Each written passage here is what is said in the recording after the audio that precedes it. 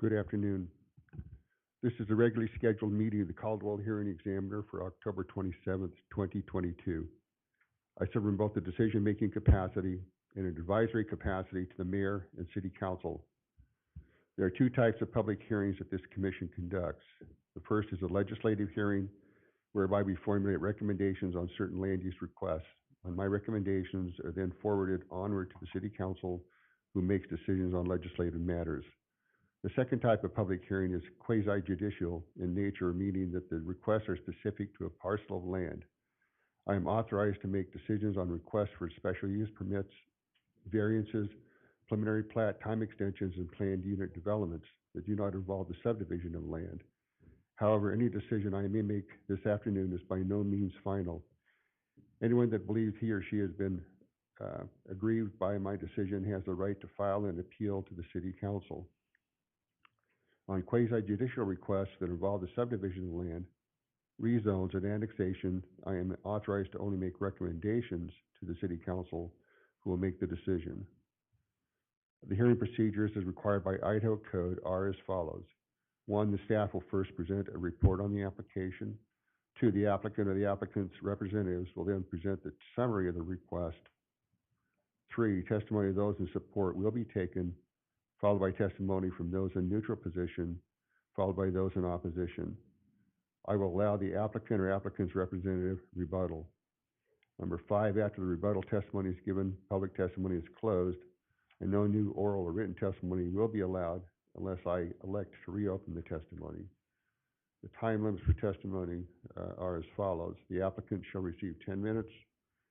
Those in favor, neutral, and opposed shall receive 5 minutes, and I'll allow 5 minutes for rebuttal. I accept oral and written testimony from those in attendance, but only if you sign the sign-up sheet to speak. And when testifying before me, you must come to the podium, state your full name and address, and proceed with the testimony. I ask everyone to treat all parties with fairness and respect. I will not tolerate any outbursts, etc. I also ask that please turn off your cell phones and computer devices. I'm a volunteer hearing examiner and receive small compensation for my efforts.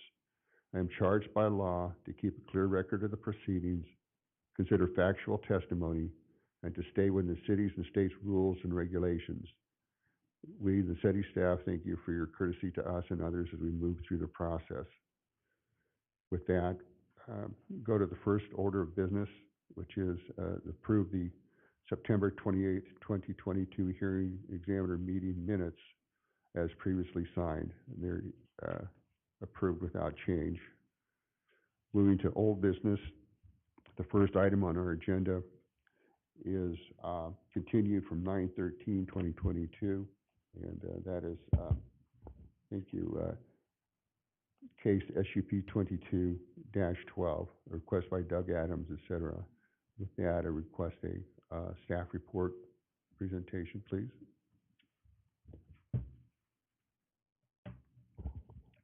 Good afternoon, Mr. Hearing Examiner. Robin Collins, Deputy P&Z Director, 621 Cleveland Boulevard.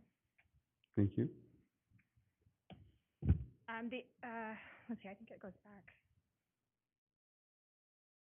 The applicant is requesting a special use permit in order to construct a 4-family dwelling unit, a 4-plex in a medium-density residential zone. The subject parcel is located on the corner of First Avenue and Nogales Court in Caldwell, Idaho. And this case initially came before the hearing examiner on September 13th, 2022, and was continued with the request for the applicant to provide updated elevation renderings, to clarify if the request was for a 4-plex or 3-plex, to add a tot lot amenity as part of the site plan, and to provide documentation of a recorded water agreement and parking easement agreement. Those recorded documents have been provided and are in your packet. To clarify, this is a request for a 4-plex unit, and we will get into the updated elevation renderings as we go through the presentation. So just to go back through the case summary and then some of the case updates since the last meeting. Again, the project location is a 0.23 acre parcel located on the corner of North First Avenue and Nogales Court. Again, the case was continued from September 13th.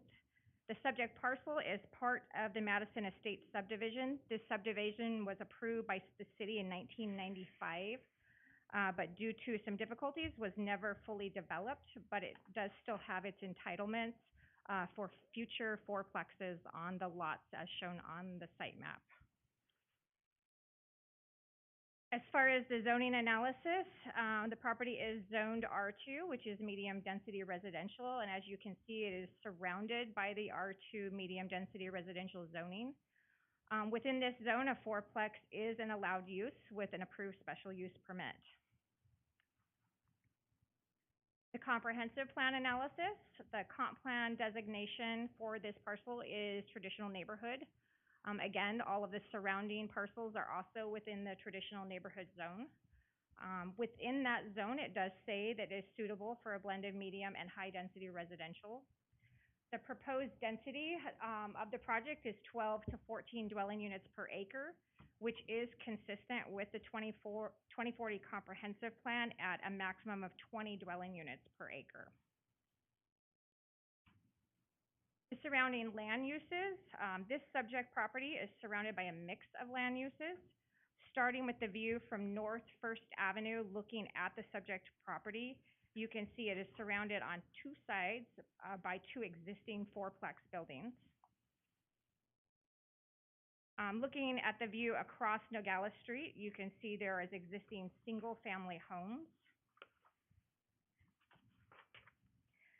The view across North First Avenue, you'll see that these are existing manufactured homes.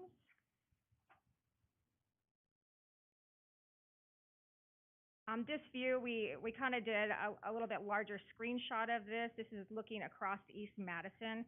We really wanted to show that on the corner of North First Avenue, there is single family. But then as you move a little bit closer to the corner of East Madison and North Third Avenue, you'll start to see commercial, which extends all the way to North Illinois Avenue. This view here is looking to the rear of the subject property. The subject property is just in front of that existing fourplex building shown there. Again, that property is vacant at this time, but that is part of Madison Estates subdivision, which is proposed to have future fourplexes. This is the updated site plan and landscape plan that was provided. I will note that it still does not show a tot lot area on the site plan or the landscape plan that was submitted. However, their setbacks and landscaping are in compliance with zoning ordinances for the land use type in an R2 zone. And their code requirements for parking is 1.5 parking spaces per dwelling unit, which would require 6 spaces, and they are providing 7. On the screen, you'll see their updated elevations that they provided, and we've tried to show those from different angles so you can get a look at what that looks like. Public services and utilities, city connection to water and sewer are located immediately adjacent to the parcel, and they will be connected to provide service for the development. Pressurized irrigation will be provided to serve the site. There is a nearby fire hydrant about 55 feet from this subject parcel. The roads provide adequate access for emergency response teams, and stormwater is to be retained on site per city code. Floodplain and floodway, we're showing the floodway and floodplain FEMA map up on the screen. You'll see that the subject parcel is not located within the flood zone or the floodway, and that is according to the 2019 FEMA maps. There's a tiny, tiny little portion at the very front off of First, but that would be within your landscape area and would not affect any of the building structures. Public agency notification and comments. Political subdivisions and public agencies providing services were notified about this request and asked to comment. The only agency that responded was the City of Eagle Engineering Department. They had no issues with the request, but have provided some conditions that are shown in section 7 of the staff report. Those conditions were to remove and replace any dilapidated curb, gutter, or sidewalk adjacent to the parcel, construct an ADA compliant pedestrian ramp meeting city standards at the corner of North First and Nogales Court, and remove the existing approach on North First Avenue and replace it with vertical curb gutter and sidewalk. Public notice and comments. Property owners within 300 feet of the boundary of the property were notified and also asked to comment. Public testimony was taken at the September 13th, 2022 meeting. On 10/25, we did receive a sign up for Ryan Hawkins to testify online at today's hearing. And then on 10/26, we did receive email correspondence with signatures addressing concerns related to irrigation and parking. That is not in your packet, but we have it here and we'd like to enter that in as evidence.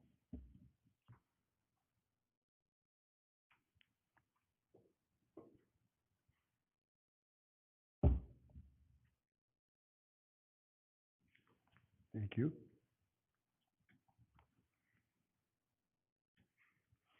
Staff findings. Staff finds the proposed land use for fourplex is an allowed use in the zone with the approval of a special use permit. Staff finds the proposed design will meet all the required setbacks, parking, landscaping, and building height requirements.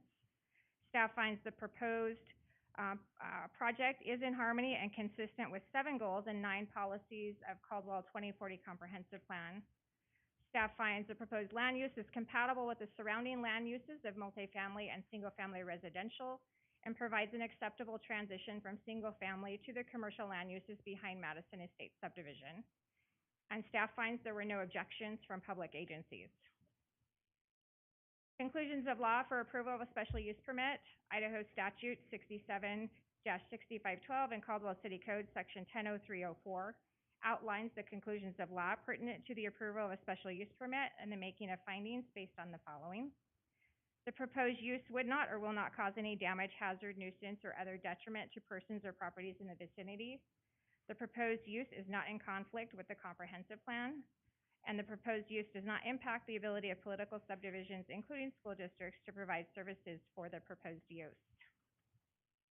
So with that, staff would recommend approval subject to the 16 conditions as specified in section, I believe it's actually section, let me just look, I believe.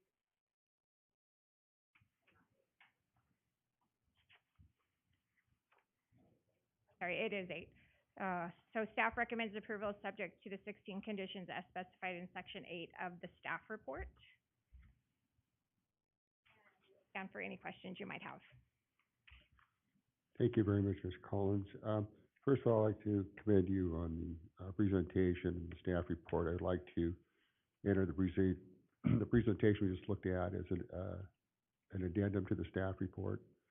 And you can do just the plans themselves, not necessarily the PowerPoint, but make sure that the text of that is added to the staff report. I do appreciate that. And the email and pieces handed to me, it's marked PR1. Is that the exhibit number? Yes, Mr. Herring. Okay. Whether that is PR1, today's hearing. And I do have some questions. You did mention in your testimony the tot lot has not been shown on the plans.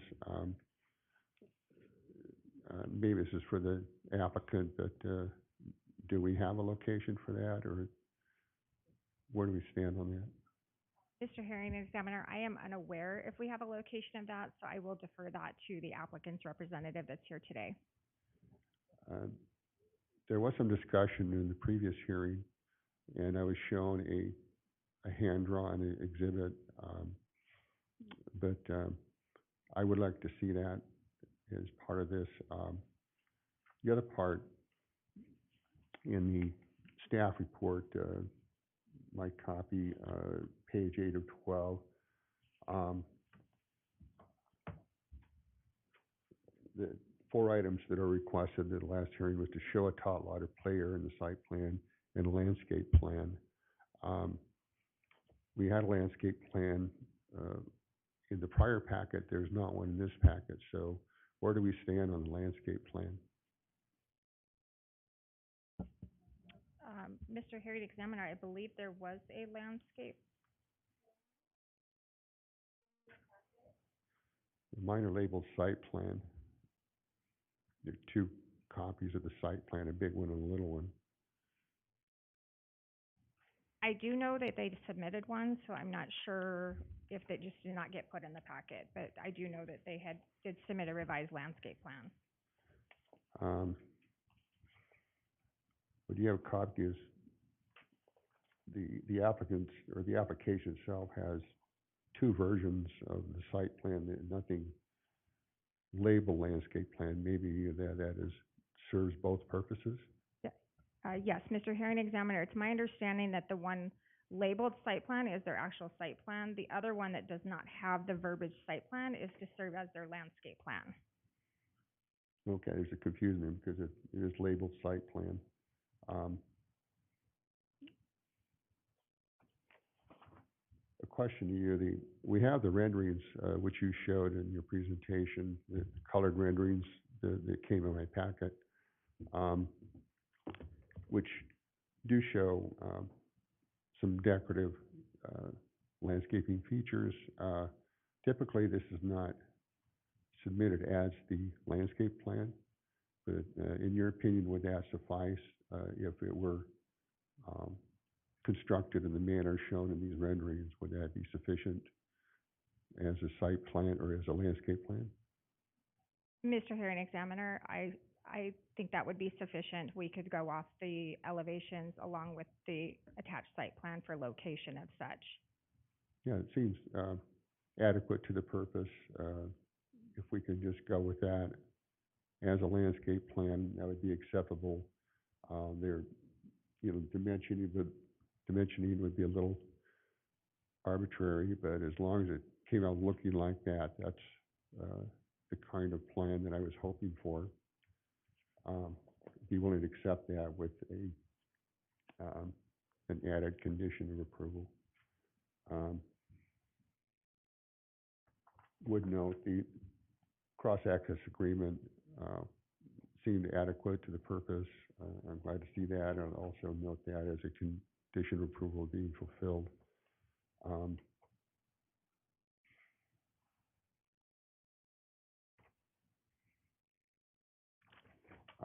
I have no further questions. Well, let me just review my notes. Make sure.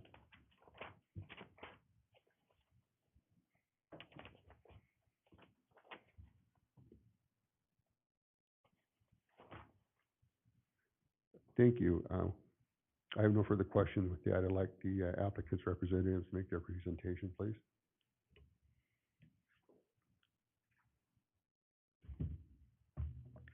Thank you, Mr. Hearing Examiner. My name is Louis Spiker. My address is 199 North Capitol Boulevard, number 200, Boise, Idaho. I'm here on behalf of Grand Teton Amusement Attractions, which is the applicant in this situation. Given that this is the continued hearing, I would like to focus on what we were asked to bring back before you. I think the easy ones to take off the list are the recorded parking easement, cross-access easement, and then the pressure irrigation system easement, which is the irrigation water itself is provided by Golden Gate. This is for the pump that provides the irrigation for this proposed project and the two existing fourplexes. This is just a fourplex application. The confusion as to whether this was a 3 or a 4, I think we've resolved that issue. My understanding, and I did not have the privilege of being here at the last hearing, was that the primary concern was with regard to the elevations that were facing the public streets. And what my client has done, can we go to the elevations, just the one with the 4? So as you can see, the addition of balconies, the contrasting colors on all of the sides that are facing both the public streets. With regard to your comment of using these elevations and the site plan as the landscape plan. One thing is, while I believe substantial compliance, my client is certainly willing to do that, is with regard to the elevation showing the front of the building. When you look at the site plan, there is parking that would have to be there as a portion of it. There's still trees on the side, but it would be, essentially, we can't have a sidewalk in the front based on the layout of what this looks like. The rendering is slightly different than the site plan, is what I'm trying to identify. May I question on that one point? Which of these renderings are the front? Which would be the south-facing elevation? When you, the south-facing elevation would be the bottom left-hand corner on the screen. This, you can see the screen as well. So the one that shows the stairway is going to be the one that's facing the parking, what I would consider to be the front entry. Correct. Okay. Point well taken, and you know, the site plan does show the parking, so we're good with that. Okay. You know, I realize it's a little conceptual, but still would serve the purpose as a guide for the landscaping. Certainly, and with regard to what's shown on the site plan, I mean, the intent is to provide that vegetation, the trees and the shrubs and smaller plants in front of the building. The question regarding the tot lot of, with regard to the requested, or whether it was possible to place a tot lot on this site. Can you go forward back to the site plan, Rob? There's two real options in order to place a tot lot on this site. There's sufficient open area. It's still a different classification of qualifying open space to have a tot lot of where on the west side along First Avenue, that portion is not within the setbacks of what's shown on the site plan between the building and the setbacks. It's possible to place a tot lot in that area. It's also possible to simply shift the building to the north and place a tot lot between the parking, or the proposed parking is, and the building itself in that situation. The other item that I would add is that the other development, the other proposed townhouses, not the fourplexes, that would be on this block, part of that open space requirement on that project was a larger open park space. But there's sufficient area to place a tot lot on this site, and with regard to the landscape plan,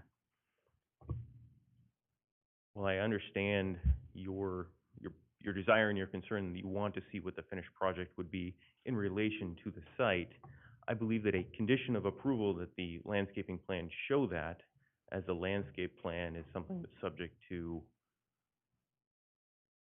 staff approval, that would be sufficient to move this project forward, Mr. Examiner. Addressing that question, the short answer is I would like to see a landscape plan with those amenities depicted on that. But that would require another hearing.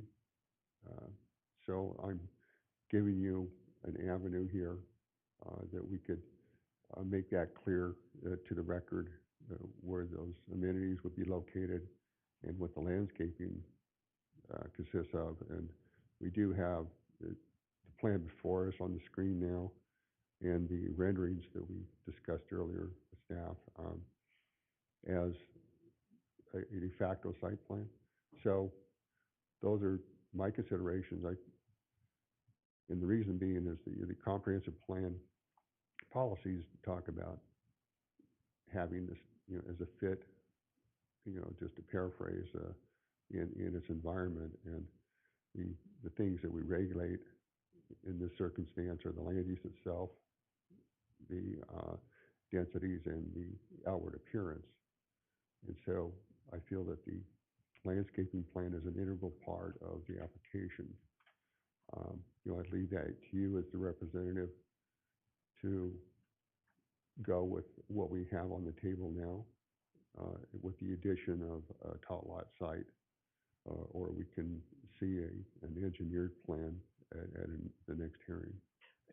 And what I would say, Mr. Hearing Examiner, is my client's preference would be to move forward with what was presented with a condition of approval that a tot lot be placed within the site. And I'm certainly, as I stated, there's two ways in which to put that on the site.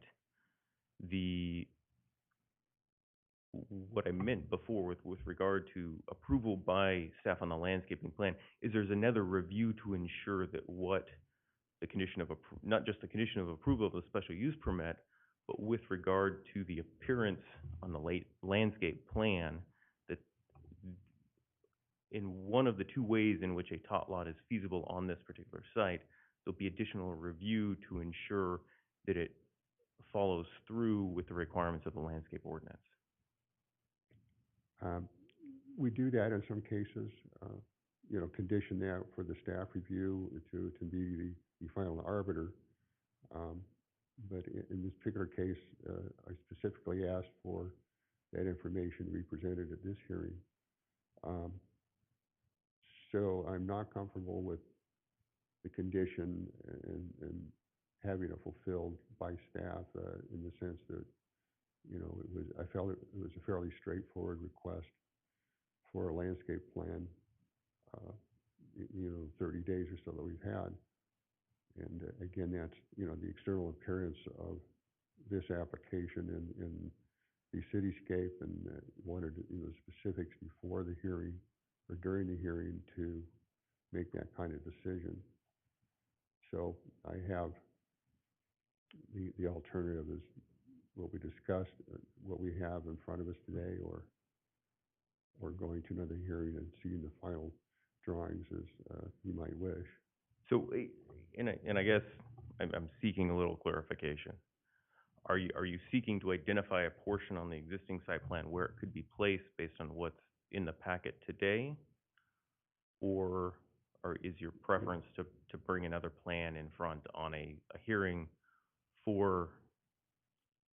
with regard to a tot lot as how it would fit into this site?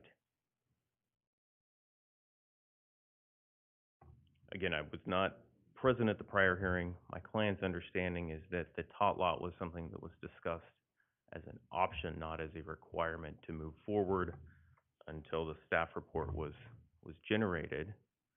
That was not my client's understanding, as that was a specific requirement as to your willingness to move forward with the application. That is certainly feasible to place it on what has been presented. As I identified, there are two feasible options on where to place a tot lot. With regard to the overall integration within the site, I believe that the location of a tot lot would be while it is an important amenity, that the confirmation that it is being placed on the landscaping plan, it is something that I believe can move forward, Mr. Hearing Examiner. If you were to provide a specific location for that, and with the information we have in front of us, we can move forward on that. Okay. I'm sorry about your client's misunderstanding, but I thought we're pretty clear as to an amenity to provide a play space for the children that presumably will show up here. So that's your call. So what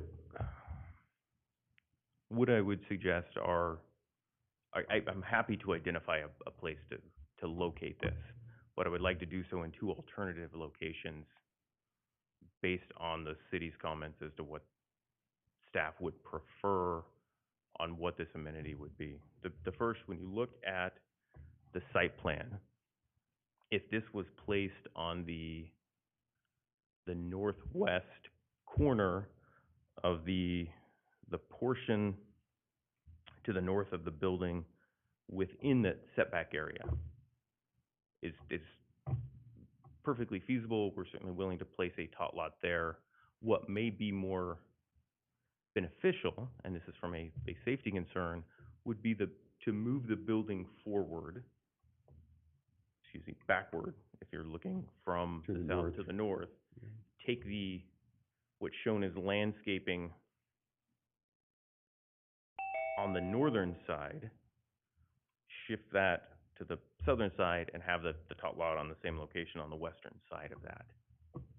But it would be, I believe that would be a better alternative for a tot lot, given that it's on the interior of the site and not adjacent to a street. That's perfectly acceptable. I'd ask staff to note those locations, and you shall work that out with the applicant in the context of the landscaping plan. Thank you. I think we resolved that. Thank you, Mr. Hearing Examiner. The other item were the proposed conditions that were within the engineering report. My client has no issue with those and is happy to satisfy those. Okay, thank you very much. Thank you.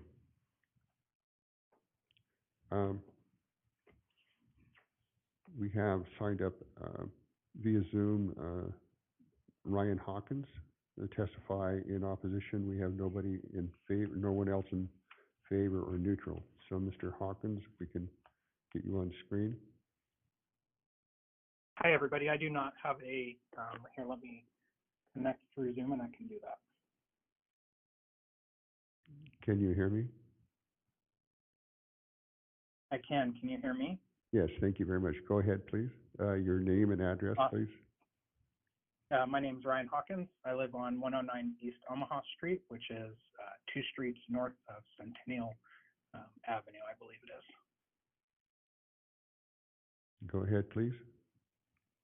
Okay, I'll make this, so I got something written. So my name's Ryan. I live 1 street over, as I mentioned. Today I'm here to express how I don't think anything but single-family homes or possibly the triplexes, which I think was allowed, should be built. To give you a little background on who I am, my wife and I bought our location 5 years ago, where we live with my son.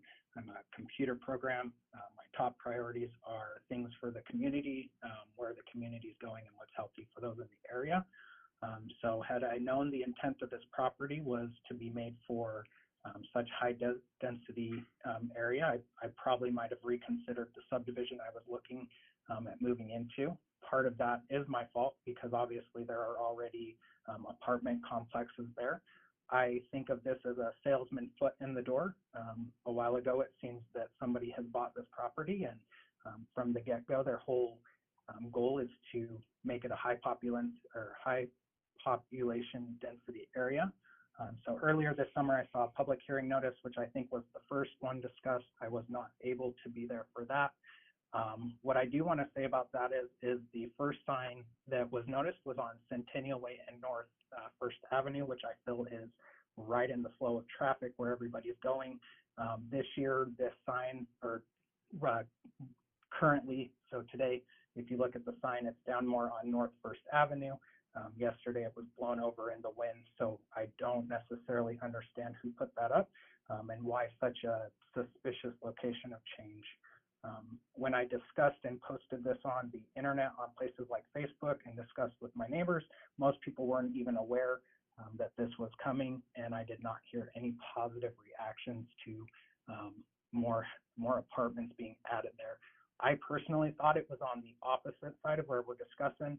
Now I'm educated, and I find it very interesting that anybody would find it okay to slap a fourplex in a 0.23, if I heard acre area. To give some context, my house is 1,100 square feet, and we have 0.27, I think. So that's pretty mind-blowing to throw 4 there. Hurrying on through this. Sorry. So growing up in the state of Idaho, one of my favorite things was that we weren't packed like sardines. I feel that the spread out of houses has been great. And I'd like to see Caldwell continue on that. Apartments seem to be for locations where lots of people are flocking and either driving into cities or able to walk into local areas. That doesn't really seem to fit. While there is parking lots and stuff, I would debate that the sidewalks in and around the area are not adequate for, I assume, what would be families moving into this area. More to continue single-family homes brings us that, right? Families looking for good locations without high density population. I think that's going to take away from this. My last comment is, at the end of the day, I don't see these builders doing what is wanting what's best for Caldwell and the local community. To me, it seems to be more of a cash grab. When you look at the rental signs on the current apartments, they're $1,800 plus. So who wouldn't want to slap 2 apartments where 1 house could go? That's just not giving me Idahoan vibes. As a not born Idahoan, but raised since I was 2, these are things that brought me to Caldwell when we moved. And so at the end of the day, I guess I really ask, is this really a good fit for the neighborhood? As I mentioned, sidewalks are an issue, and those go to all the main locations, parks, to the schools, gas stations, and that's all I've got. Thank you, Mr. Hawkins. I appreciate your testimony. Thank you very much. With that, we'll go on to the next person to sign up, Kathleen Voigt. Did I say that right? Is it Voigt? Voigt? Yes, you may testify.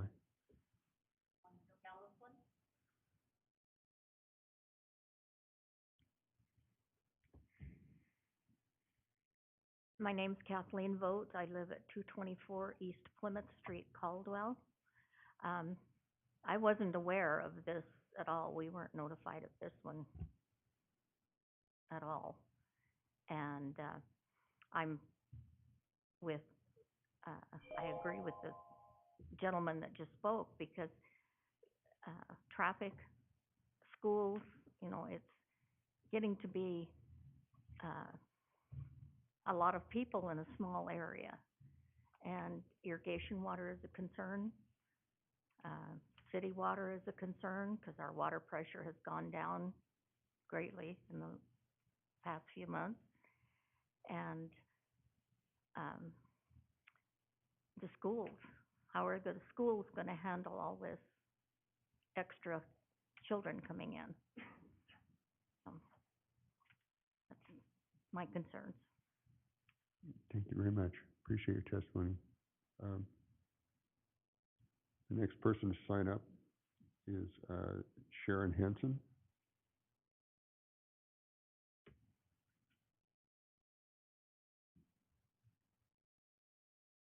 My name's Sharon Henson. I live on 219 Omaha. And could you bring the mic down, please? sorry. Thank you. And we have a lot of trouble in our area with the traffic. And they did put new sidewalks on our street this year. And the new crossing for the children to go. But there's hardly any children so far. Most of our area are seniors right now. So it's really scary maybe to have more families and stuff around that area, and there is a lot of traffic. When the freeway closes down for something, River Road is so busy that we can't even get out on Illinois. And, you know, for the fire and stuff, to get to our areas, it's been harder with the traffic. And the irrigation, we have had so much trouble. We got the irrigation 3 times this year with Golden Gate. And with these people coming in and they say there'll be pressurized water, what about us folks that have paid all these years and not got hardly any irrigation?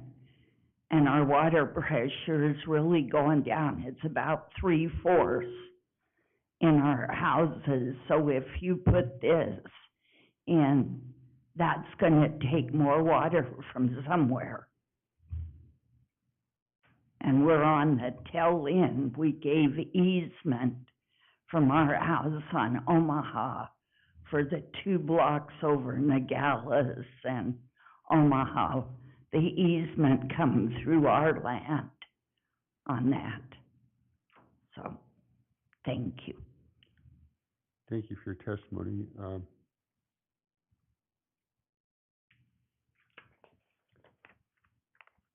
That is all those who have signed up. I would like to ask the question of Mr. McDonald on the water pressure. Have there been, is the city aware of a water pressure fluctuation in the neighborhood, or with lack thereof? Mr. Hearing Examiner, my name is Rob McDonald and I am the city engineer. I am not aware of any water fluctuation on the potable water system at this location. That doesn't mean that there may not have been something noticed or perceived by the local residents. Oftentimes the city has well work going on where wells will be shut down and then offline for a certain amount of time and then brought back on. And so I would be happy to check with the water department. My analysis is that a development this small is not going to have any noticeable or significant impact on the water system. But like I said, I'm happy to check with the water department and see if there's something else going on that may be causing something noticeable in the water pressure difference. Thank you, Mr. McDonald. This is Brian May. The same question on the Golden Gate Irrigation District. That's not a city entity, and how would they find information about that? So, Mr. Hearing Examiner, that is correct. Golden Gate Irrigation District is its own district. The city has no control or oversight on their operations. And so the way they operate water and maybe the lack thereof is not a city responsibility or a city obligation. That is completely on that irrigation district. Thank you, Mr. McDonald. With that, I would allow the applicant's representative rebuttal, 5 minutes if you'd like to do that.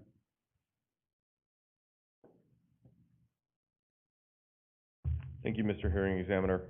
Louis Spiker, 199 North Capitol Boulevard, number 200, Boise, Idaho. There are a few points I would like to address with regard to, as part of what the engineering report has requested as a condition of approval, would be the removal of the existing sidewalks and replacement with sidewalks and the ADA compliant access ramp there at the corner, which would alleviate some of the issues with regard to the existing sidewalks. That this particular site was previously approved by the city. It has been some time ago, but was previously approved for this exact use, which was a fourplex. Within the current entitlements, subject to a conditional use permit, we're not asking for a rezone, we're asking for the conditional use permit. And that with regard to the Golden Gate Irrigation District, we're not asking to be annexed into the Golden Gate Irrigation District. We're already there. We have a right to use the water that we currently have here. Mr. Hearing Examiner, are there any questions that I may answer for you? Yes, Mr. Spiker, about the curb is the one condition proposed from our engineering, or taking the curb out and replacing it with current standards. Are you saying the applicant does not wish to do that? No, Mr. Hearing Examiner. I was stating that we would be doing that as part of what's being asked as a condition. Certainly. Yeah, I'm not sure if there's a question there because, that's part of the city engineer's report on this. And I, in fact, was going to add that as a specific condition of approval. So we're on the same page on that. We are, Mr. Hearing Examiner. Thank you very much. Thank you. I have no further questions. With that, I'll close the testimony on this and move to the analysis portion of the hearing.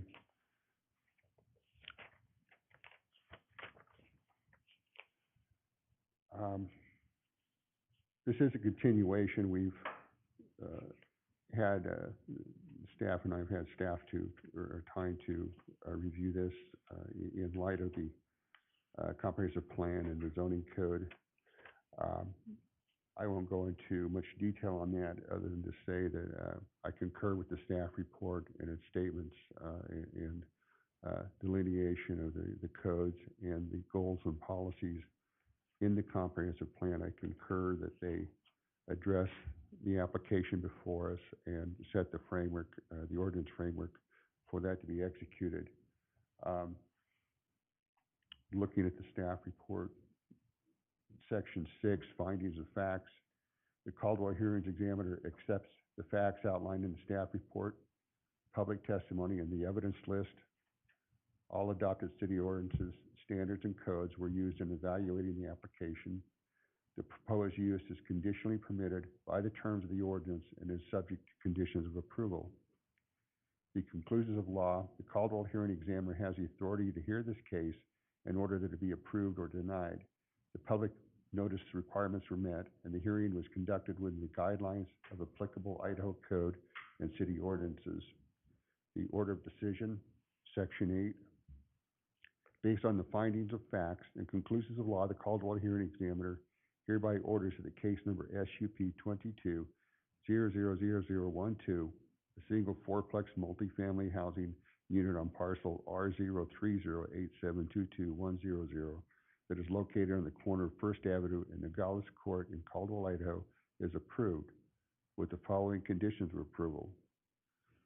In the staff report, we have listed conditions 8.2 through 8.17. I concur with those conditions of approval, and I have some amendments to that as follows. In condition of approval 8.3, it refers to the construction, development, design, construction units shall be in compliance with submitted elevations and floor plans. I'd like to add to the end of that sentence, dated on the date they're submitted. I don't have that date in front of me. The staff can insert that date. I'm assuming it's October this year. In condition 8.4, with the evidence that we discussed in this hearing, 8.4 addresses the submission of a landscape plan to the Planning and Zoning Development Department, and talks about the landscape and so forth. And under 8.4, item D, developers shall include a tot lot as part of the landscaping plan for the development, and staff will determine the positioning of that tot lot in a site or a landscaping plan to be submitted in the near future before the application be executed.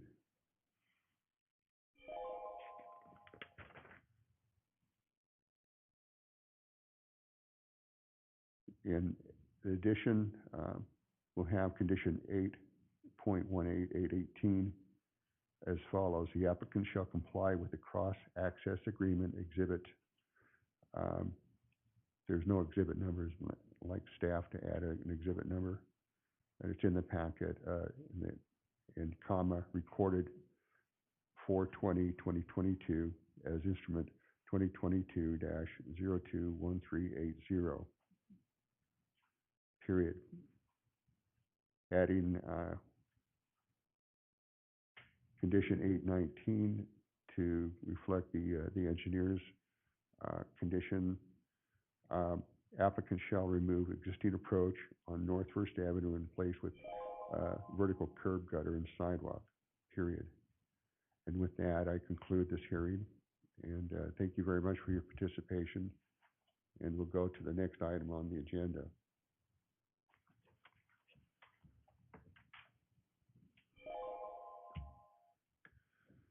Which is item SUP 22-000017, request by Jeff Swenson. And with that, I'd like the staff to make their presentation, please. Thank you.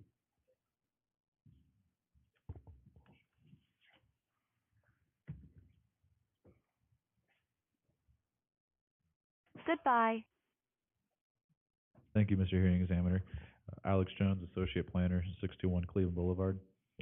Today we have a special use permit for a room and boarding house on Rice Avenue.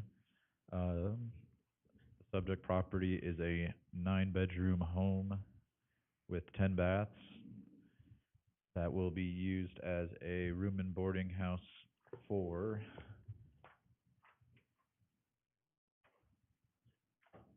working professionals. The example given is traveling nurses. Just a little history on this property. There was an SUP in 2017 to become an assisted living home. The home was built to accommodate this use.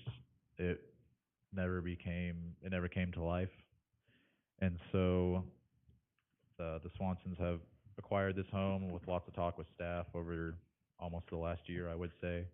We're back and forth of what we could use this home for, and the room and boarding came up.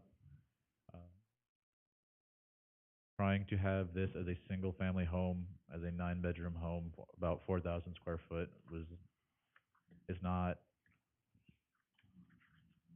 be a great use for this property. The rental period for this would be from anywhere to 3 to 12 months for the bedrooms. The property is completely surrounded by R1 low density residential homes. This is the only location here that's zoned R2, which is medium density, or is zoned R2 with a low density residential comp plan. The applicant has provided 6 parking spots with their driveway. With a room and boarding home, they only need minimum 0.25 per bed, so which ranges at about 3 parking spaces. They're providing 6, so there would be adequate parking. Their argument as well with parking is that these will be daytime and nighttime nurses that will be renting this, so the traffic will be split up. There won't be cars there constantly. Half of them will be there, half might be gone. Stand for questions. Thank you, Mr. Jones. This seemed pretty straightforward. I'm just curious, are there other uses you know of similar to this? This is the first boarding house case I've seen in a long time. Do you mean in the neighborhood or just uses that would be allowed? I mean, is this a common use? From my almost year of being here, this is my first room and boarding house that I've seen. The parking seems adequate. You know, I'm sure it'll be sufficient to the use. It does, the application does talk about on-street parking, which we can include in any count. I just wanted to clarify that for the applicant in particular, that they have to meet their parking requirements on site. And with that, one thing I would like to see is striping for the parking, and I've added that as a condition of approval. Just to clarify that. I have, well, one condition or question I had was, the applicant said there were improvements to the interior. Question is, does the interior of the structure meet current code? That would have to be through the building department when they do their inspection, for when they try to get their permit. This would be a commercial permit with the building department. And so they will have their inspectors go out and approve it. If it's not approved by their inspectors, they will have to update any outdated. And, Mr. Jones, is that, you have the catch-all, comply with all applicable city codes, but would that warrant a specific condition of approval that it meets, current code, building code? Or is that implied? I believe that would be implied, and also at time of application for permit, they have to follow it anyways. Do you know the, age of the structure, roughly? I do not, I'm sure the applicant does. Okay, we'll ask that. And the impression I got was there's not a big internal makeover. But I guess we'll have that discussion.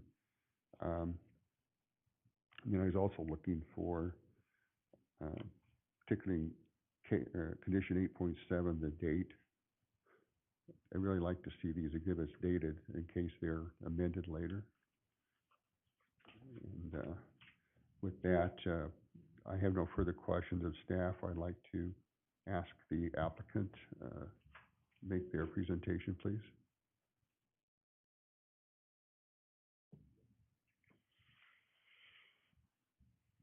Good afternoon, hearing examiner. My name is Jeff Swanson, 2075 Pickett Lane, Emmett, Idaho. It's the first time participating in this capacity at a meeting like this, so if you need to interrupt me and ask for information, let me know. Just a question. I have Rachel Swanson as the applicant. Is My that, wife, does she not want to speak? yeah. She signed up first, so that's why I'm asking. It's up to you. You know. Not at all. I just had you first, so I was expecting, so you're not going to testify?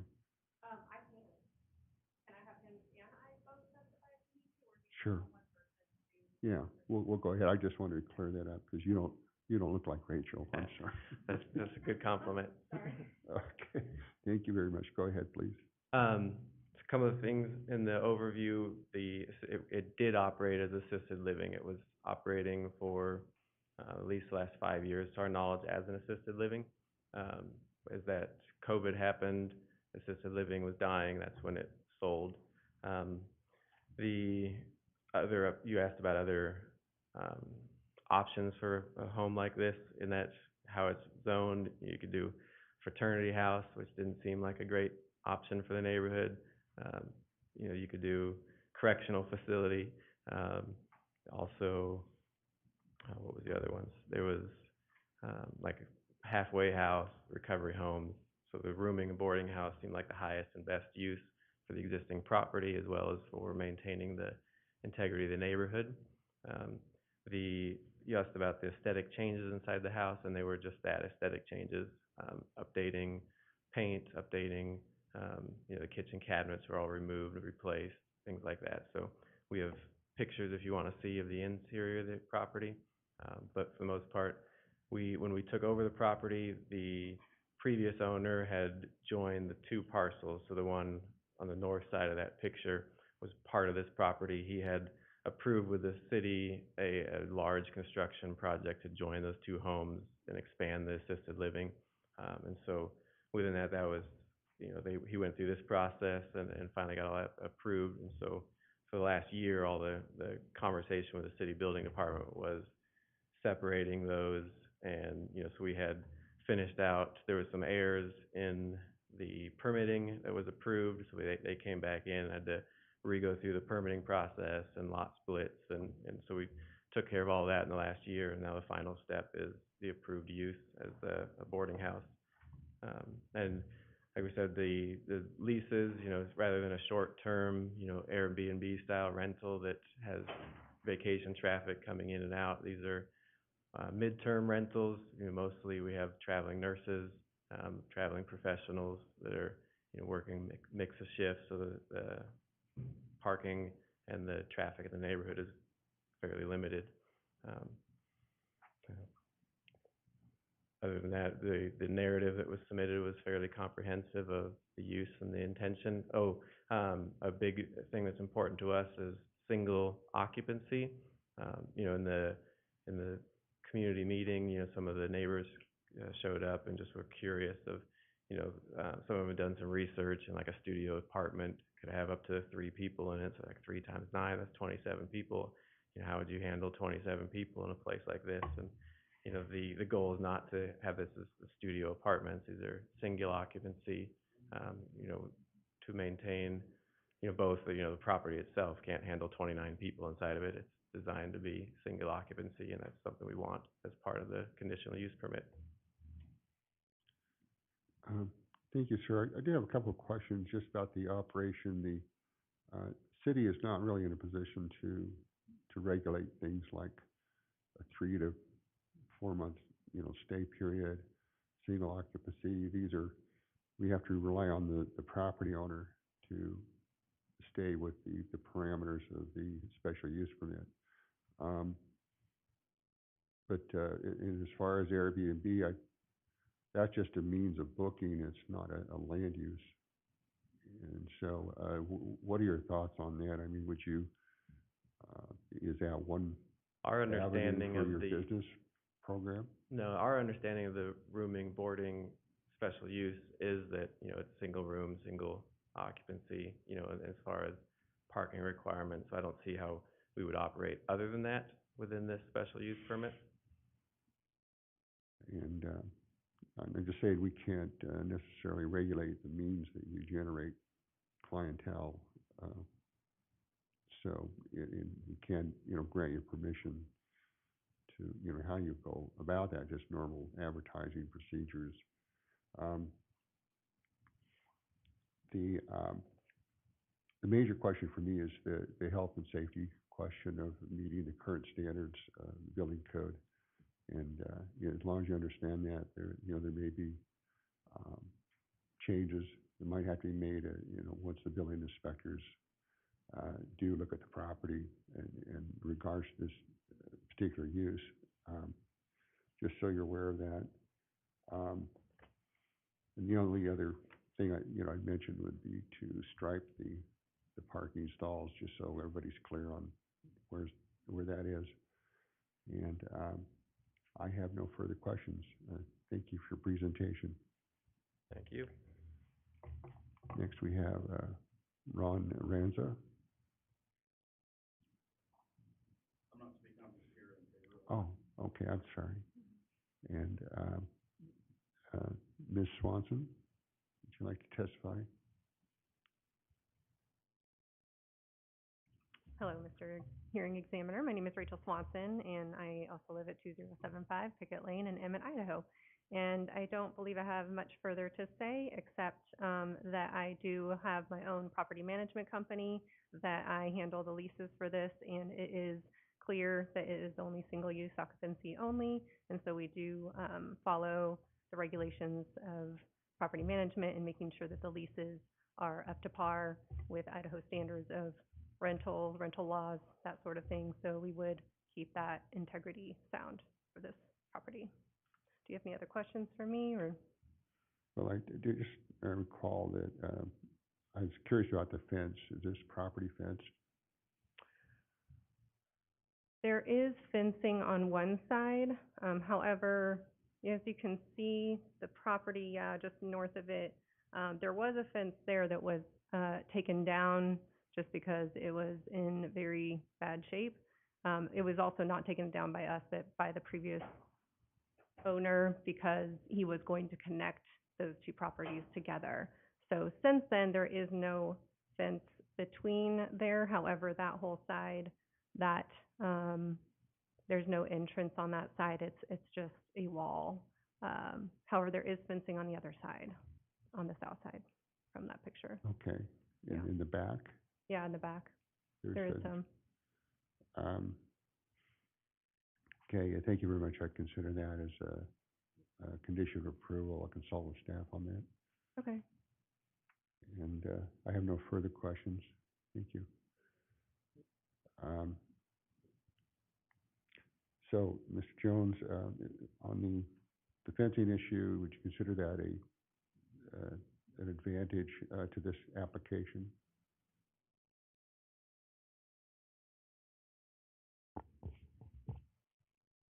Mr. Hearing Examiner, was that for including a fence or just having a fence? Well, including a nice fence. Staff wouldn't see that as necessary to make a requirement with the type of use that is going to be with the population they're going for. If this was a use that had more, was more child focused, I would say a fence would be a better option, but I think with the population they're going for, it's not needed. And thank you, Mr. Jones. Do you see a need for any other amenities? This is kind of what you see is what you get. Is the staff is comfortable with that? Correct. Okay, thank you very much. I have no further questions. Mr. and Mrs. Swanson, would you care to make rebuttal? You have 5 minutes if you care to make rebuttal. Okay, with that, I have no other person signed up for testimony. I will close the testimony of this hearing and move to the analysis phase of it.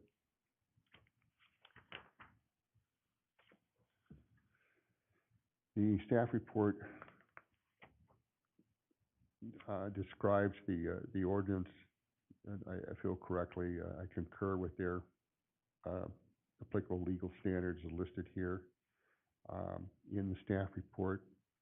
Also, under Section 5, we have a comprehensive plan analysis. I concur that those goals and policies stated in the comprehensive plan analysis do correctly provide the milieu for this to be adopted.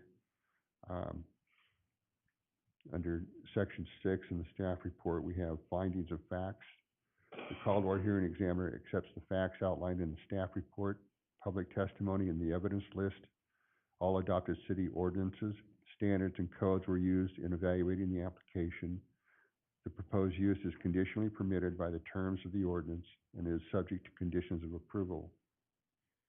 Section 7, conclusions of law. The Caldwell hearing examiner has the authority to hear this case in order to be approved or denied. The public notice requirements were met, and the hearing was conducted within the guidelines of applicable Idaho Code and city ordinances. Section 8, the order of decision based on the findings of facts and conclusions of law. The Caldwell hearing examiner hereby orders that case number SUP 22-000017, a request by Ready Property Managers for a special use permit to open a rooming boarding house located at 2310 Rice Avenue on parcel R04443 in Caldwell, Idaho, in an R2 medium density residential zone is approved with the following conditions of approval.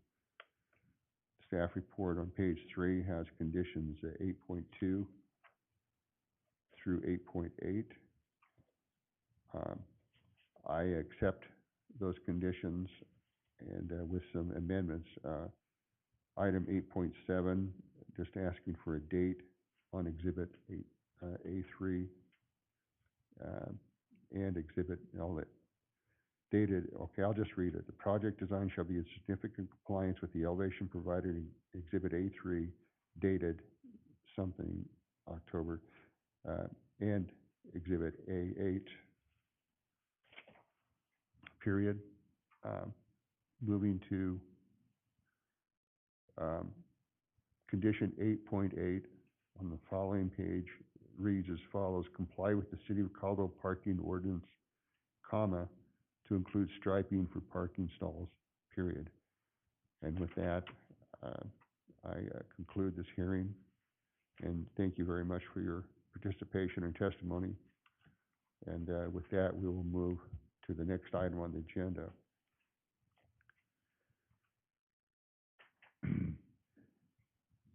That item is SUP 22-000020, a request by Clint Walker to build a traditional mini storage facility.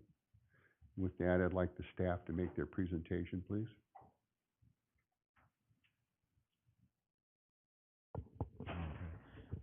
Thank you, Mr. Hearing Examiner. Alex Jones, Associate Planner, 621 Cleveland Boulevard. Today we have a traditional mini storage facility in the C2 Community Commercial Zone. This property received an SUP in 2006 to be a mini storage. That did not happen, and so the SUP has expired. This applicant would like to build a traditional mini storage with approximately 419 units. This property is surrounded by single-family homes, and the developer has agreed to put a solid vinyl fence around the whole property to, for site obscure, to obscure site. And there is a residence in front, there is a residence on this parcel. That residence would be converted into a residence for the office manager. So the office manager will live on site and taking care of the site. And I stand for questions. Thank you, Mr. Jones. Have they requested signage, how would signage be treated for the application? Signage would have to go through its own sign permit through all the departments. If they were to request anything that is not anything outside of the permitted signage in that zone, then they would have to come through a special use permit.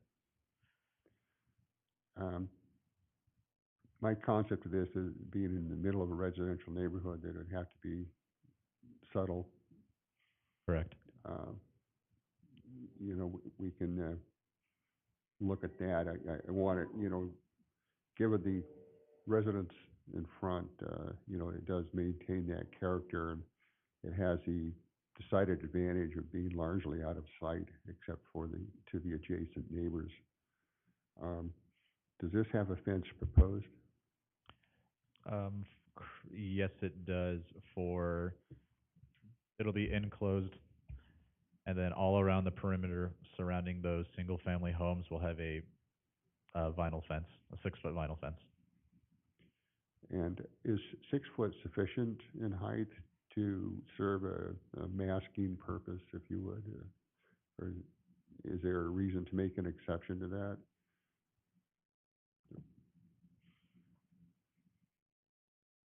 At this time, I don't remember our code off the top of my head exactly.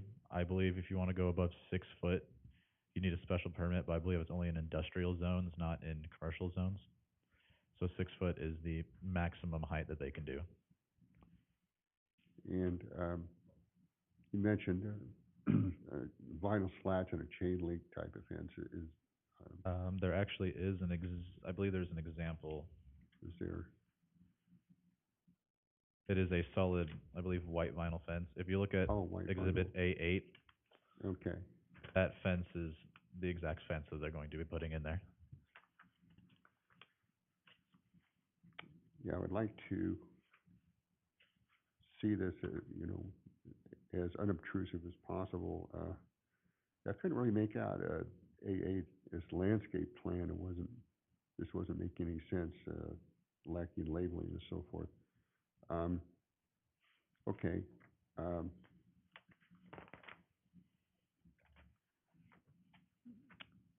There's a question of exterior lighting. I don't see mention of exterior lighting. I'm sorry, I couldn't read the site plan to see if that had listed that type of lighting.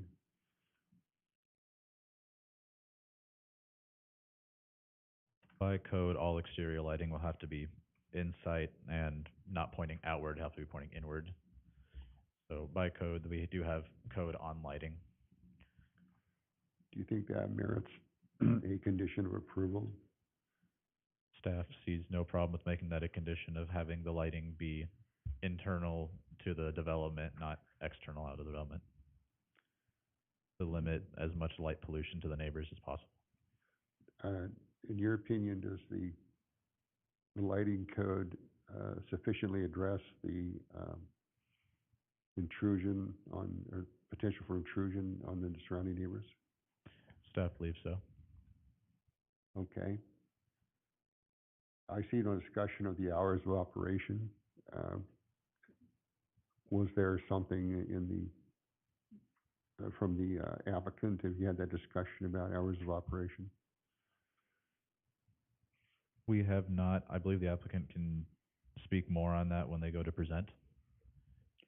For their business permit, they will also have to provide hours of operation as well. is there a typical hours of operation for this use? Or is it specified anywhere in the code? I believe the only thing that code would say is that it's not intrusive to the neighbors. Okay, So at quiet hours, you would most likely have the development closed, so it's not creating a bunch of noise pollution. thank you for anticipating my next question about the noise. Is the ordinance sufficient to limit noise? You know, be traffic noise, moving, you know, that kind of thing, but that'd be periodic. With this particular application, I was concerned that there couldn't be any continuous noise like, you know, radios going or this, that type of thing that would be intrusive to the neighborhood.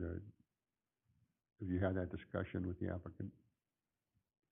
We have not had it personally, but code does have noise policies, and with having this privacy fence along with the buildings being in front of the fence, it helps with a lot of the noise buffer. Would it be of value to stipulate a more restrictive dB at the exterior of the property for noise to ensure that there's some way to regulate quiet? And you know, I'm very particular about this. You know, it's got 20 neighbors or something like that that don't need their lives interrupted by that kind of thing. That might be something staff can work out with the applicant, especially along with their business permit for hours of operation and noise levels. Staff feels the loudest thing that'd probably be going on in this area would be moving trucks going in and out, but most of the time when moving trucks come in, it's during early morning or midday. Okay, thank you. The next question, I've looked at a number over the years of being a planner. Sometimes, or there's a history of these uses being converted to other uses, and I'm particularly wary about that. You know, you have everything from, you know, contractors' shops, you know, storage of this kind of material. People manufacture, like, you know, do woodwork with table saw, you know, on and on and on. And those are just the good uses. There are also, you know, bad uses had occurred in these kinds of storage units. So my question just is it possible to regulate the strict use to storage only and no other uses such as occupancy, construction, manufacturing, and auto repair? Does the code sufficiently address this use, and is it enforceable that these don't become public hazards? A condition could be made that businesses could not run out of these storage units and that they can only be used for storage. I would like to condition that in a way that is very clear. Storage only, period, end of sentence. Then again, looking for a date on the site plan. Those are the questions I have for staff. With that, I would like to move on to the applicant's presentation. Clint Walker, would you like to testify, please?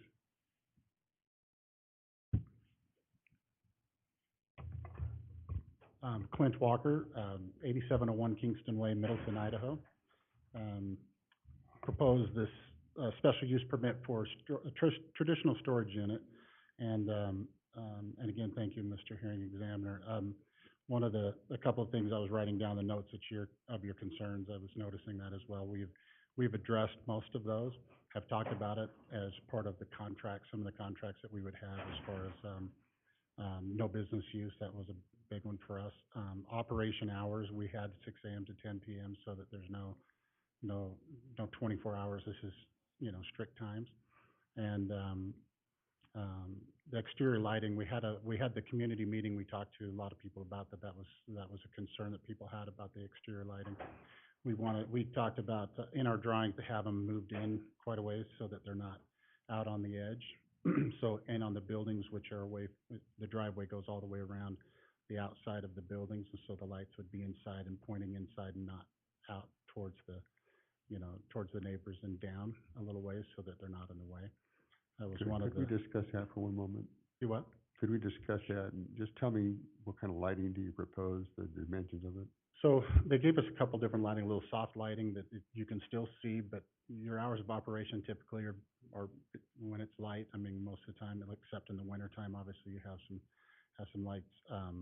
It's a softer light that we talked about. We haven't priced that out yet as far as what we're gonna do. We talked about moving them in just a little bit so they're not facing out in any way.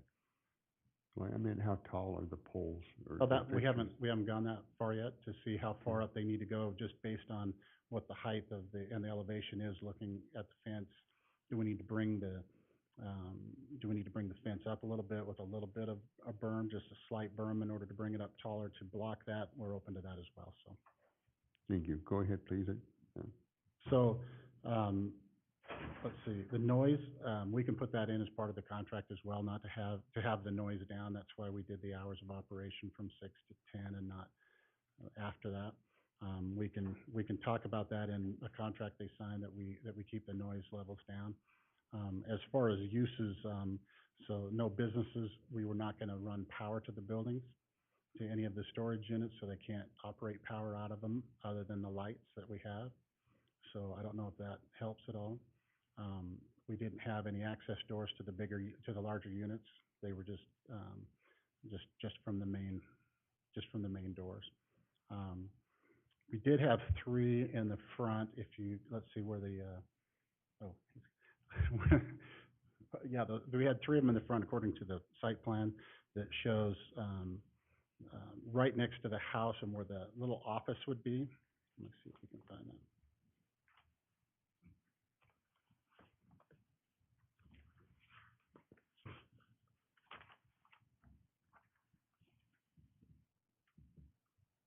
On Exhibit A3 site plan. Yeah. There's a little office in the front that will be manned, also a kiosk so people can sign up so that we don't have to have someone manning it full time if we don't. But those 3 offices would all have bathrooms and man doors so that they could be used for a business if needed to, only during operating hours. Okay, that's a different use, though. That wasn't clear in the application, and let me review that. But go ahead, please. I'll Okay, read we'll talk through about this that. while you make your presentation. All right. And so anyway, as far as the business, that was those are the 3 that we had. The use for was right in the front, right next to the house, and had parking in front of that. That's what we had submitted. Yeah, I see no mention of that in the application. That is a different use. And we're looking strictly at a storage use. Storage units, okay. We'll have the discussion. Go ahead, please. Other than that, I think we tried to take everybody's, all of the neighbors to try to help make the noise and make the use and everything else so that it's conducive to the area. We know there's other storage units in the area. A lot of use for them right now because certain units are completely sold out, nobody has them. This is something that Greg and Tamara Strickwood about 16 years ago were going to do and had a special use permit for it, and we're gonna move forward with it. A lot more units, we toned it down just a little bit so we took down a little bit of the traffic and not as many units, and that's all that I have. Thank you very much. Well, I'd like to just go through the same list, the discussion we had with staff, Okay. and starting with the signage. What are your ideas on the signage? So to just follow the city guideline as far as the sign, how big it has to be, nothing bigger. It'll be very subtle. We could put it in the front yard of the property, so it's off the sidewalk and very subtle, just so that people know and understand where the entrance is. Yeah, I'd be looking for, subtle, as you said. Just to preface this discussion, my overriding concern is the impact on the neighbors. Yeah. And it can be a tremendous use. There's not gonna be people in there all the time. Right. I mean, for your sake as a business, yeah, you want people there, but, it's gonna be intermittent, not unlike a residence where Right, you where have they're- people coming and going Right. randomly. But my concern here in this hearing is to protect the neighborhood Mhm. and what they have now that is not, so would not be interrupted with this use. And it wouldn't denigrate their quality of life or their property values. So prefacing that,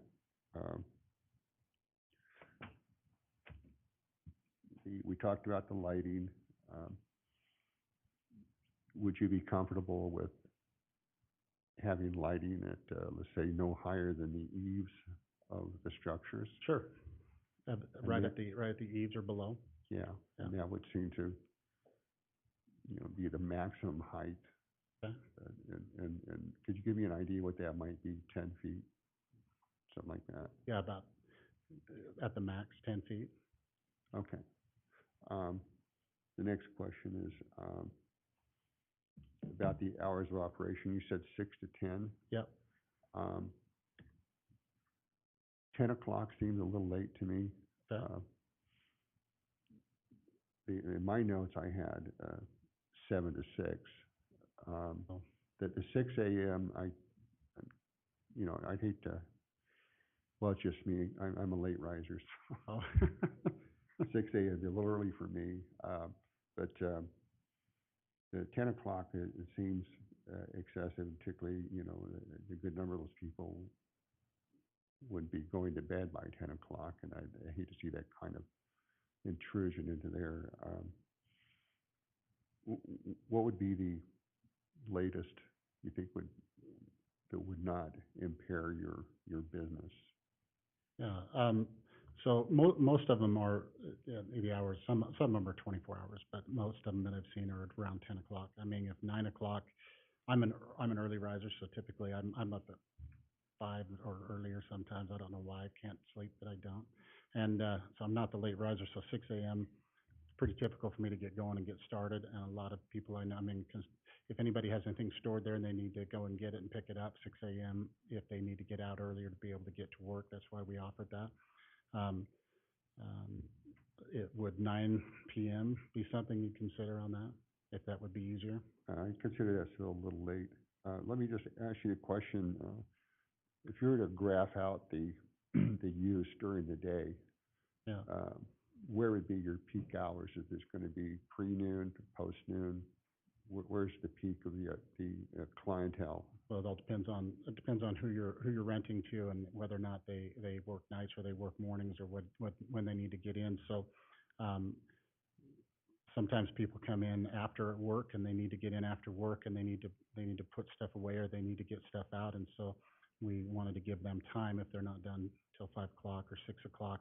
7 o'clock would be kind of rough to be able to try to get everything done they need to. That's why we went to the 10, to give them some time and not be too intrusive, but, There's a way to look at it, which is the admittance time, sure. when they can enter in and then do their business, and that's a later time. At 10, they could be there at midnight, fooling around, loaded, unloaded, whatever. Would that be your time where you tell everybody to leave? I mean, I guess that's what I'm looking for, is when everybody's out the door and the lights are on. When last, that the gate locks and they're locked in and they can't get out and they have to call somebody? Yeah, because, Okay. admittance time, I'm looking more towards 8. People, have, 3 hours after work to get in the door, Mm-hmm. do their business and get out. Admitting people at 10, they could be there till. Go in at 10 and try to come out later, is that what you're saying? Yeah, Okay, that's so- not acceptable. So if we had a time, the max time and the gates lock and you have to be out, is that what you're saying? And they lock and you're gonna have to call somebody? If, 10 or 10:30 and saying gates are locked, so you're out or go. Mr. Hearing I still Examiner, think that's late. Mr. Jones? we would not be able to have the gate lock people in due to fire Okay. hazards. Yeah, Fire would not allow that. but it can be an operational, criteria. And we looked it up, and the noise ordinance for here is from 7 a.m. to 11 p.m. So something like 8 a.m. to 10 p.m. for working hours would not be out of noise ordinance. If there was a compromise, or 8 to 9, it's just staff's opinion. Okay, I'll make a decision on that. Let's move on. Well, you address the noise question. The use question is next. In your experience with this type of use, have you had people who want to convert that to something else? Right. Like a construction site, headquarters, manufacturing, assembly, these kinds of things that would have a person there all day? There are those that do that, yes, and that is not what we want. We don't want anybody using them for a full-time business. That's why we introduced the other three, that there's opportunity they can actually rent spaces that they want to use for business, and those hours of operation would be typical hours, 8 to 5. So I'm trying to think of the explicit way to limit the use. And the problem with this is, of course, enforcement, that the city, I guess, would have to respond to calls from the neighbors. Somebody's in there building chairs for a living or something, and get the call, and that would have to be excluded. But I'd like to make it very clear in this application that none of that would occur. Just storage, period. So that's what I'm trying to craft here, is a way to make that very clear in your business plan, to make that very clear to your clientele. No business use, no living, no, just make it storage use only, make that really clear, that storage only. Yeah. That's all the questions I had. I would like to continue with the other testimony and give you a chance for rebuttal, and also a chance for me to talk to the staff about some of these issues. Thank you for your testimony. I appreciate it. Yeah. Next, we have Jean Joyner. Would you like to testify, please? Okay, thank you very much. And Mr. Greg Strikewell. I'm sorry. But go ahead and testify, please. You have 5 minutes. I've been Caldwell. Okay, well, I apologize. Oh, my name is Greg Strickwarda. I live at 16770 Boehner Lane in Caldwell. And we did previously have the special use permits and everything going that we are gonna, I guess we got in 2006, and we were gonna go, and then I got another business opportunity and started doing that. And now it seemed like a good time to get back in with a good friend, Clint Walker. So, and I had a couple things on what we were kind of talking about, like on the offices. If they were to go through, I wasn't thinking there would be anything like any type of building or manufacturing that basically probably wouldn't be a plumbing office, but an office where you have about 3 or 4 people taking phone calls, and somewhere for people to go and have just kind of a headquarters, but not a manufacturing facility at all. That was kind of our thought on the offices. And then the lighting on the eaves. We figured most eaves were going to be probably 8 to 10 feet, and the lighting would be on those eaves, pointed in and down. But like Clint said, we did have our subdivision meeting, and that was brought up by a couple people. And, talking about that, they're, I guess accepting of, what we were talking about on that. So, we want to do this, and we don't want to be intrusive to our neighbors. We want to, make it a pleasant experience for everyone. And we have,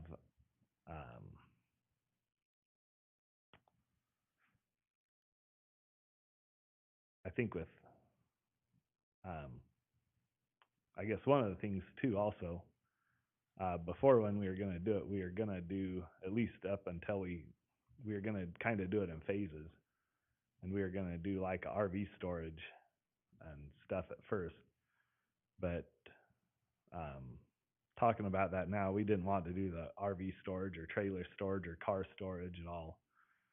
Just because I think there's a lot more activity on that, because you have, the people with campers that are in and out every weekend. And so I think just doing the straight mini storage, there'd be a lot less traffic going in and out.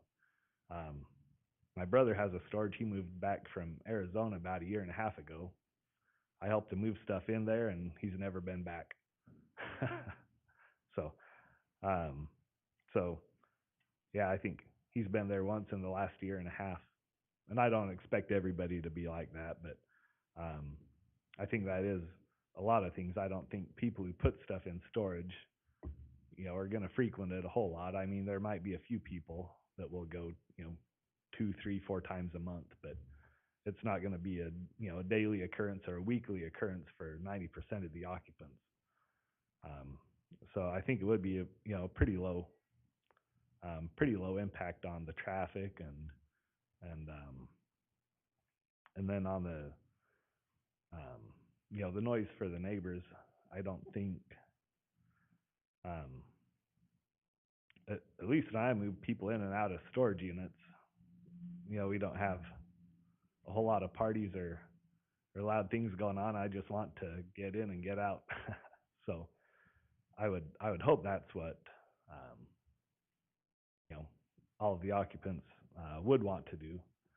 And yeah, we wouldn't tolerate them running extension cords and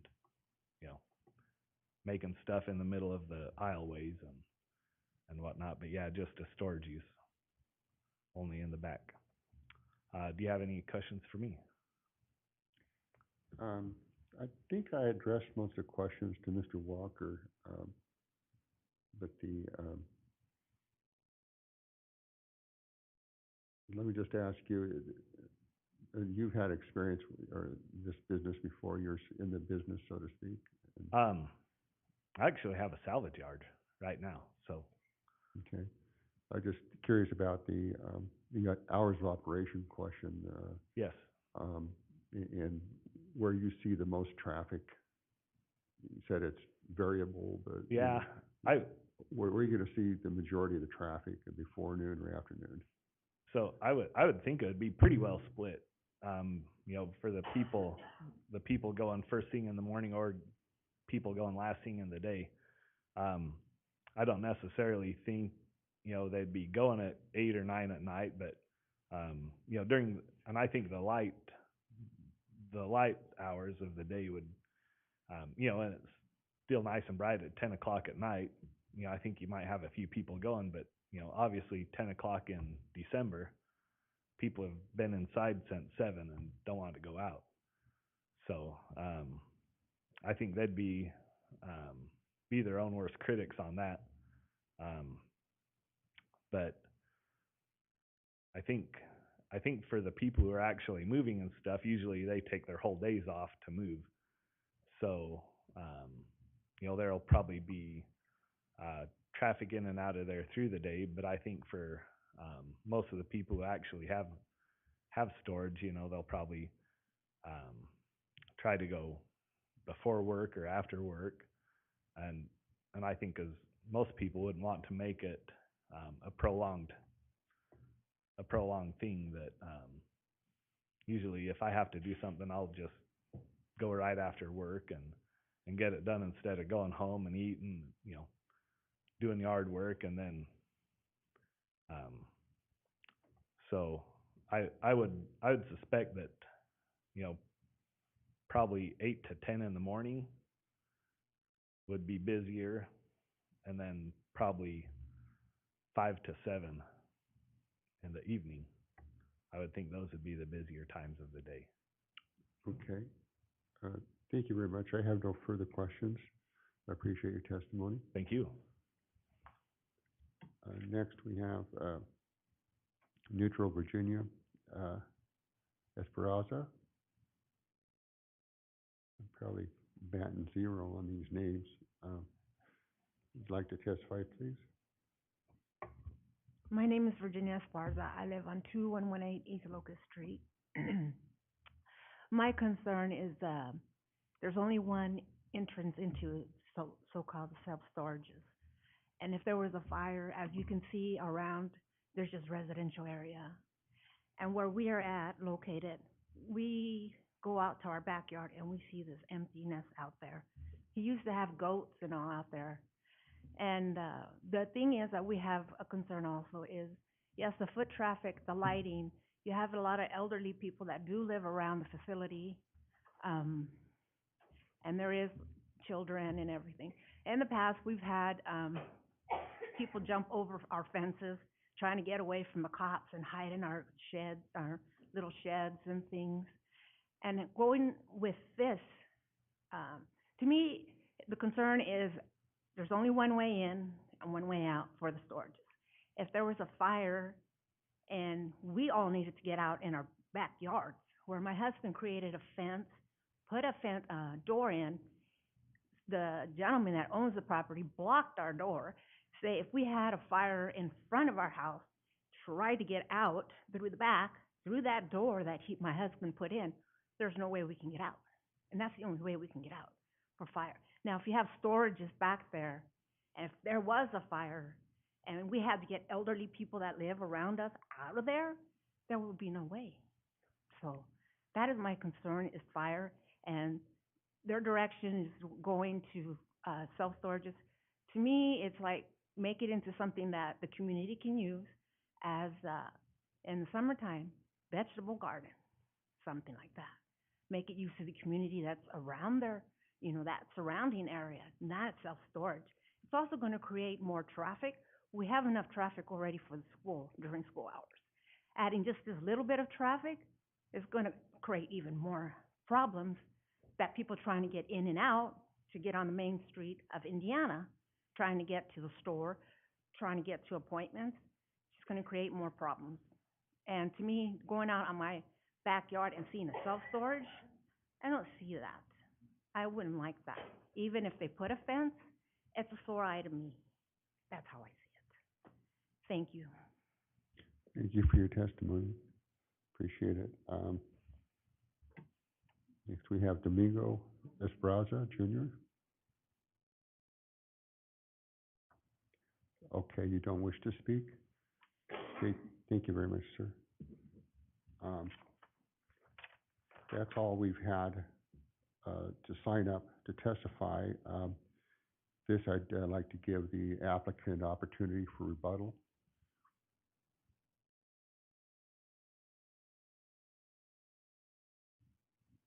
Again, Clint Walker. Do you want my address? 8701 Kingston Way, Middleton, Idaho. Virginia, thank you. We really did think about this a lot. We looked at different scenarios because this was approved, 16 years ago. And we looked at other scenarios and highest and best use and other things around it. We noticed that in very close proximity, there are apartments, there are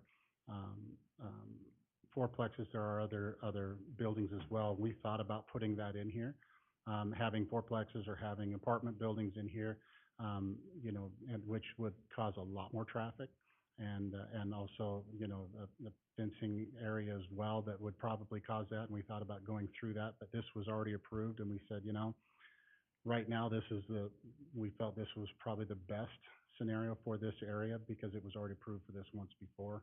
And it creates a lot of opportunity for people on storage where there's a lot of storage units that are completely at capacity and can't hold anymore. Everything around it, there's 5 other storage units around Caldwell that have that problem with with most of their units are full.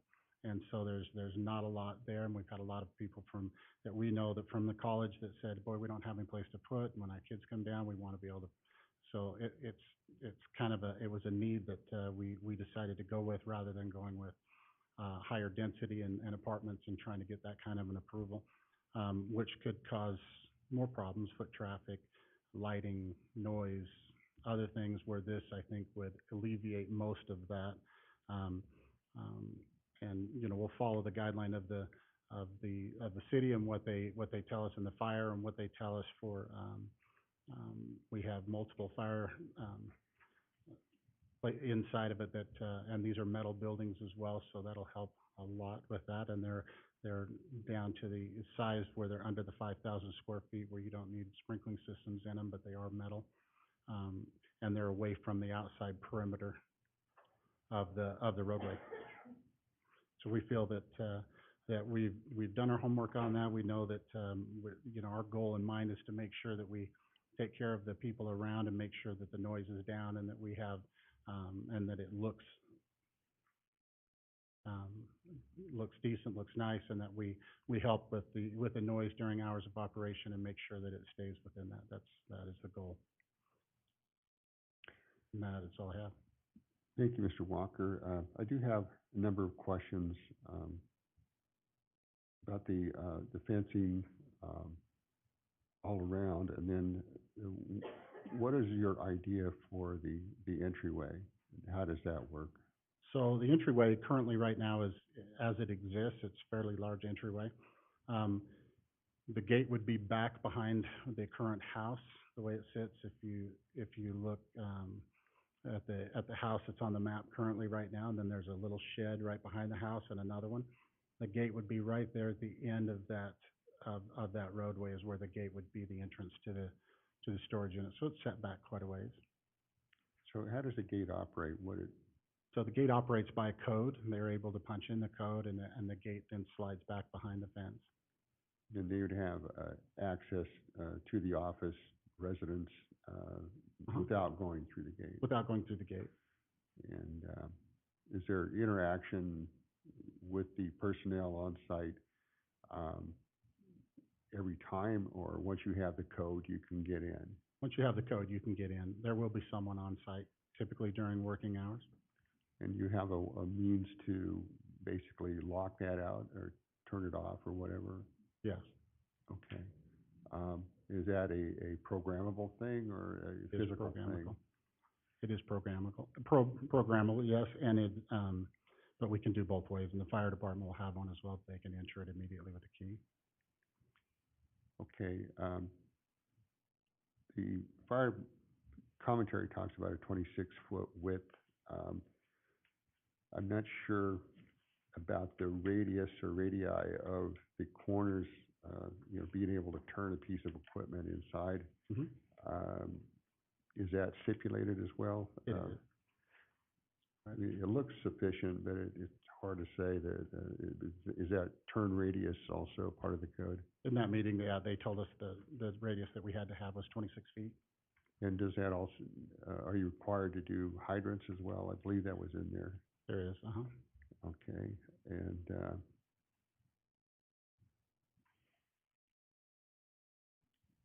but you're still, obviously just one way in and one way out. Right. But if you can meet the fire code, it seems fairly spacious, at least enough to operate in there. And then the perimeter fencing, you're talking about a 6-foot vinyl would be what color? Yeah, we're open to that. We were gonna do white, but we could do other colors. They do make other colors in them. I thought white was pretty neutral.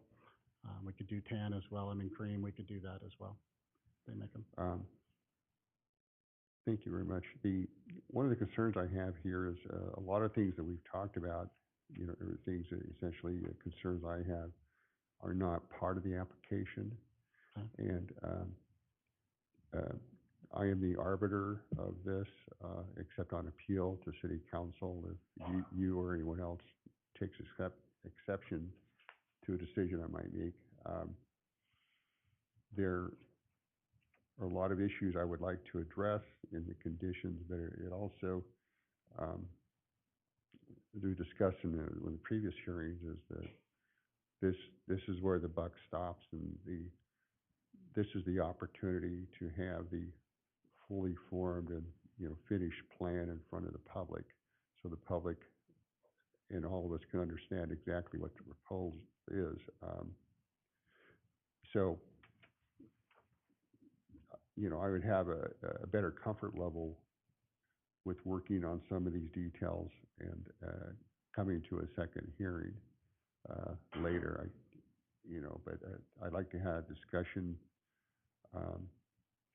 And then the other issue, the outstanding issue here is the proposal for 3 office spaces, which I didn't pick up on in the application, and I'm not sure if that takes us outside of the parameter of the proposed use of mini storage. And if you wouldn't mind just holding on there for a minute, and like to have this discussion with the staff. And I may have some further questions of you, if you wouldn't mind waiting a second. And sure. Mr. Jones, yes, please. Just like to have a discussion on some of these issues. The 3 proposed office spaces do not seem to be germane to a mini storage use. Can you elucidate that for me? Do you think that is another use separate from or different from mini storage, and would the ordinance regulate it as such? Correct, that would be a different use. This application is only for the storage unit itself, along with the residence as a on-site property management home. The narrative was only speaking of the storage units, the main office where the employee would be working, and then the home. So the other 3 offices that were for other businesses were not thought about, and those would be a different use. Yeah, that seemed to be a distinct land use. Had it been included in the application as storage and office space, they both fall under the zoning. But my question, I guess, is the public record and notification. And I don't know what occurred in the neighborhood meeting, if that were part of that. Mr. Walker, did you discuss the office uses in the neighborhood meeting? Yeah, we talked about the storage unit, the gate, the office being connected to 3 offices that were the larger units putting down and around the area. And my concern is, and I could have missed something, I didn't pick up on the office use, and the question is, is it the clarity of the record, is it properly before us? Had that been part of the application? And so it's a huge detail as far as processes and notification of the public concern, and what is actually in the presentation of the staff report. So I guess, if we have a concern with that, if staff concurs that use was not stipulated in the application as one of the desired uses, it was not advertised as such and before the public as such, and then we can't entertain that without another hearing. So let me just stop there and ask staff if you concur. Would this require notification and going through the process again to allow the office use? Correct, Mr. Hearing Examiner, that would require all of that to be redone to include those 3 office uses. Okay, I don't have much of an opinion either way on the use itself, as it's allowed. It's allowed, Mr. Jones? Office would be a permitted use, yes. Okay, so it's not the use itself, it's the process that we've gone through in framing this hearing to address that use. And there's a difference there, being properly before the public. And so that's my number one charge, is the clarity of the application and the testimony and, what's before the public. So,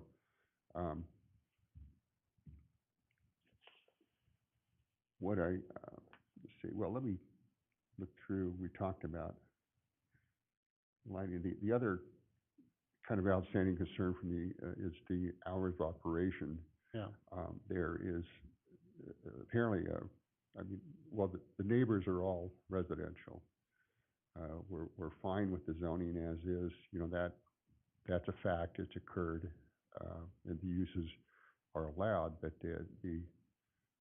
I am, again, very sensitive to the impact this use could have, and we've discussed other features, lighting, hours of operation and such, but because it is a commercial use within a residential neighborhood, 360 degrees surrounded by neighborhood uses, I'd like to be more sensitive to those neighbors. And with the hours of operation, my thinking on that is the 6 to 8, 8 is an entry, 9 o'clock is everybody's out. And that would, because I know a lot of people are in bed by 9 o'clock. And, they don't want that kind of disturbance. And that would be 15 hours of operation, which would seem to be sufficient. That's my thinking on that. But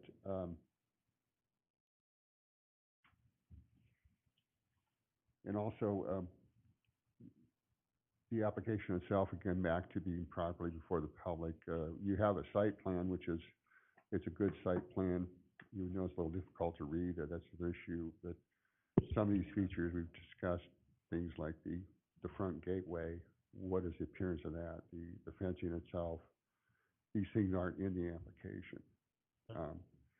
So what I'd like to do is, well, let me just have this discussion with the staff, and I'll get back to you in a moment. Now, Mr. Jones, or let me just, Mr. Walker, how committed are you to the office use?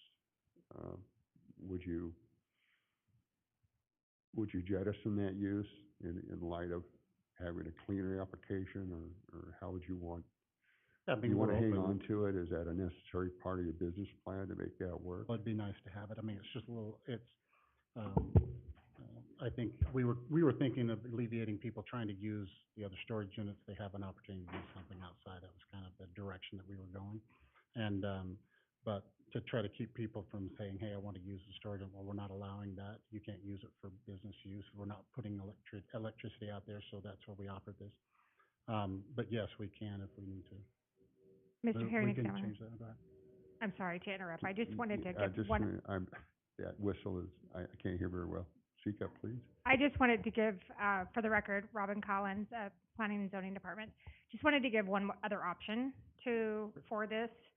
The applicant could continue with the special use permit with the office just being a singular office that serves the storage unit to get the project moving forward, and then you could come back at a later date for a modification to your special use permit or an expansion of your special use permit. Okay. And do that separately. Okay. That way you would not have to renotice this hearing. Thank you very much. That is true, and that is definitely an option here for you, and you can always amend the zoning code. The other items are lacking in this, the details on the lighting, the fencing, the hours of operation. These are, at least I would like to see those modified in the strict definition of the use. Let me, again, direct that question to Mr. Jones. Do you think the application is properly before us with all the sufficient information for the public and the hearings examiner to make a decision? Staff would believe so, yes. There is some information that can be added later in time through the planning and zoning department with business permits. And so what we have now is sufficient to continue. Okay. Mr. Walker, so, Ms. Collins proposed coming back with another application for the office use. And, that would make this a clear record of application. So it clears up that issue that I had, which is, something that, legal issue that we have to respect that part of the code that is properly before the public. So let me just ask you, if you would like to come back later, or with a separate application for the office use, or start over essentially, renotice this with that use included.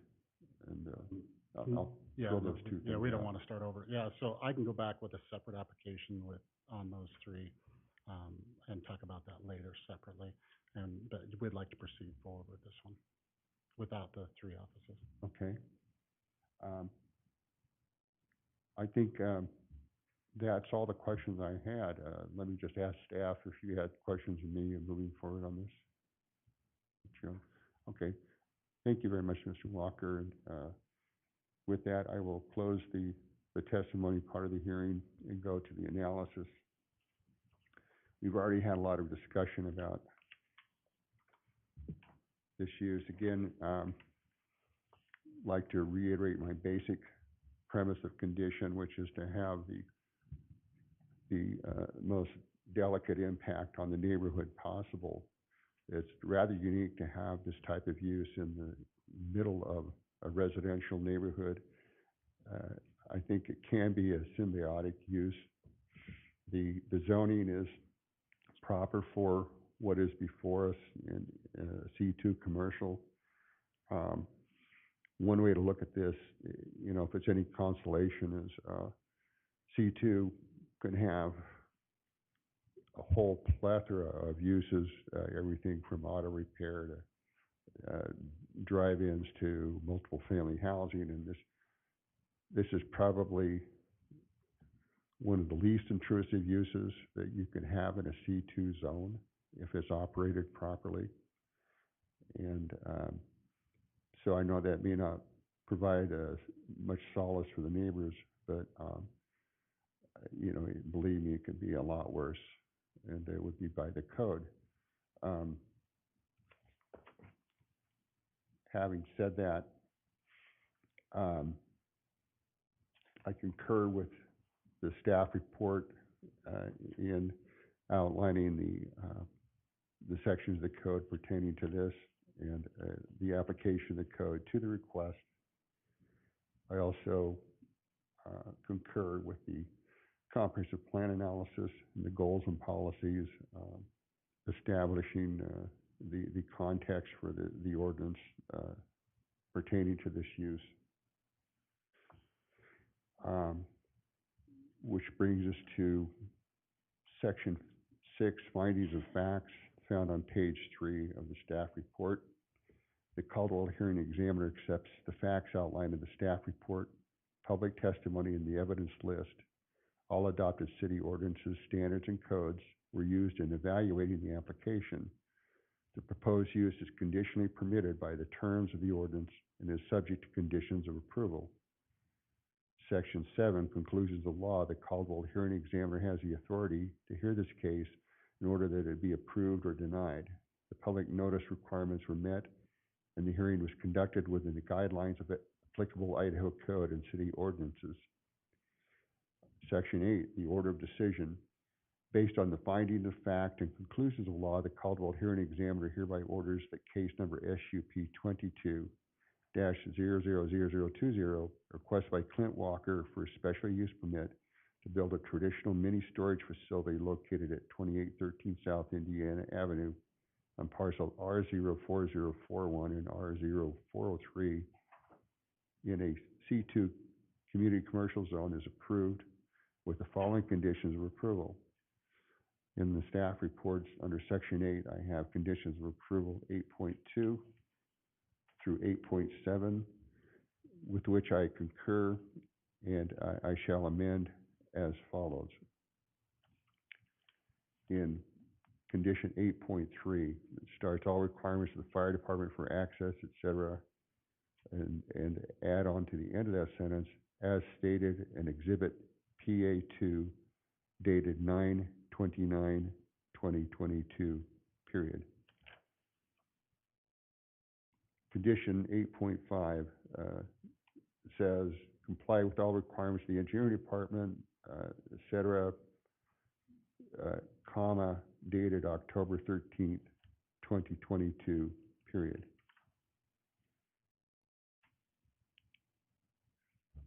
On page 4, we have 8.7. I'll add to that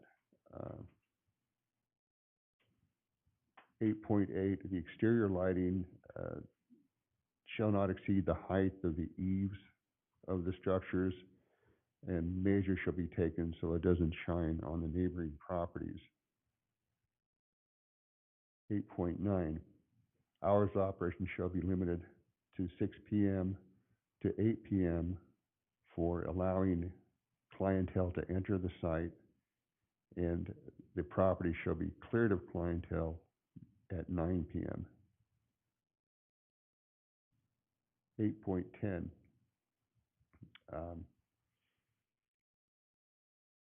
I may need some help from staff. I'd just like to address the noise. I have the noise shall be kept to a minimum. I don't know how we codify that, Mr. Jones. Do you have an idea, or do you think that's superfluous?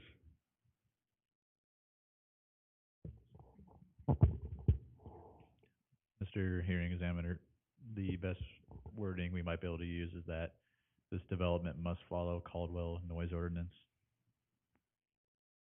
It shall be written. Okay, item 8.11. The use is strictly for storage only.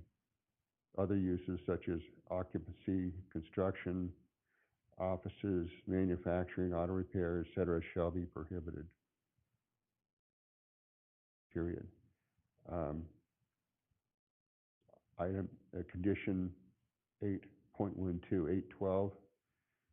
The approved site plan is Exhibit A3, dated, whatever that date, you'll have to insert the date for that.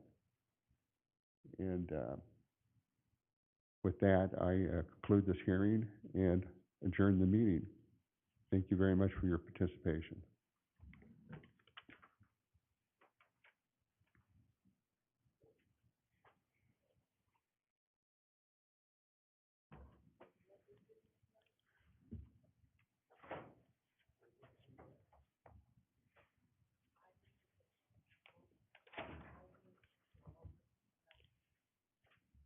Oh, wait a minute, we've got one more case. I'm sorry. We're not going to adjourn the hearing. Whoa, okay. I didn't forget you guys. Do we have the applicant here as Mr. Unger? Is the applicant here? Mr. Hearing Examiner, due to a communication error between staff and the applicant is not here. We would like to continue this to the next meeting, as we have also received a new site plan today from the applicant. Okay. Yeah, the reason I asked, I know Mr. Unger, he's a colleague of mine, and I didn't see him here.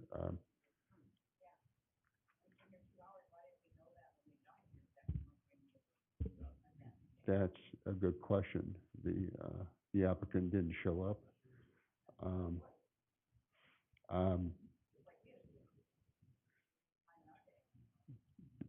You certainly did. I appreciate that comment, and we will try not to do that again.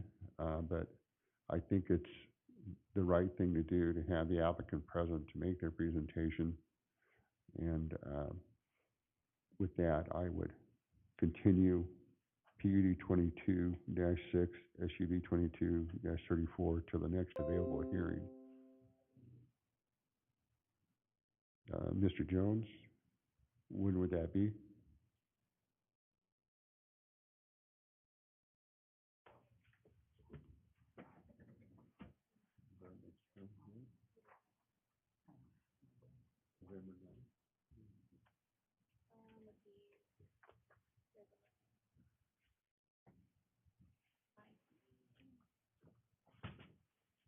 that on the website?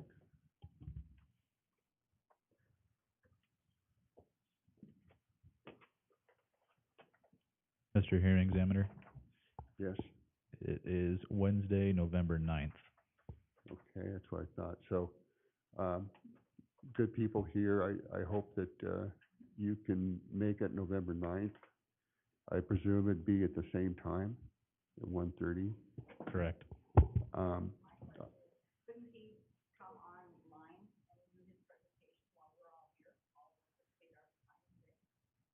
if we had made arrangements, I have no idea, if that's possible.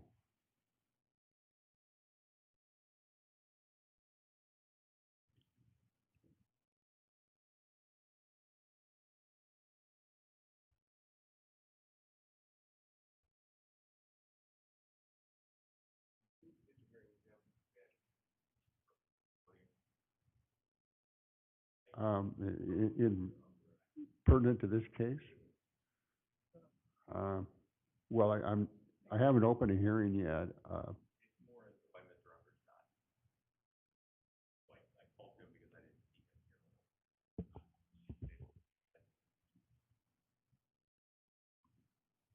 I'm sorry.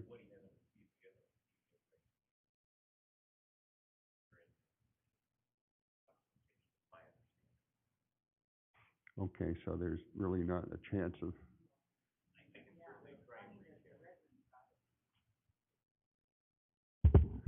Well, with, with that and all apologies, I'm going to continue this to the November 9th hearing.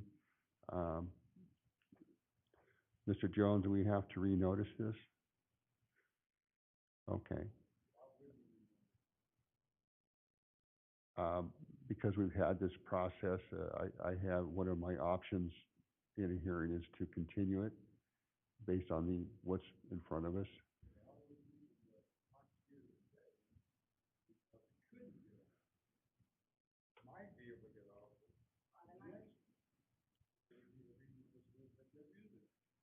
That's a reasonable request. Mr. Jones, is there an opportunity to renotice to the neighbors? I think we're talking about the neighbors, correct? Would there be an opportunity to somehow do that? Mr. Hearing Examiner, Robin Collins, Caldwell, P&Z. State statute does not require us to do that. However, we could certainly accommodate the request and send out notices to the people within 300 feet. I think that's as much as we can do. We only notice to the 300-foot radius around the subject parcel, but if staff could do that in the next 2 weeks, we'll do it that way. We'll continue with staff renoticing the property owners within 300 feet of the subject parcel of the new hearing date and time. And with that, ma'am. Absolutely.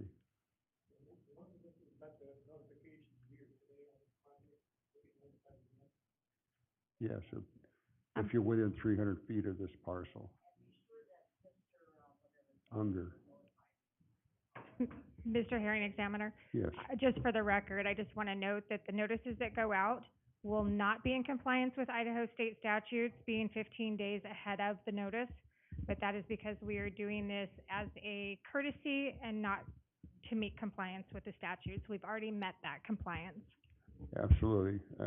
So recognized, and it is a courtesy, and I hope that this will somehow ameliorate the situation. And so we will continue this to November 9th, 1:30 p.m. The PD 22-6 will be the first thing on the agenda, and we'll have the full hearing at that time. And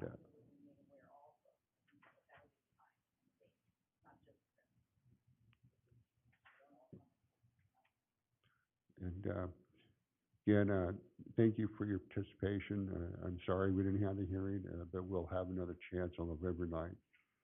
And with that, I will adjourn the hearing. Thank you very much.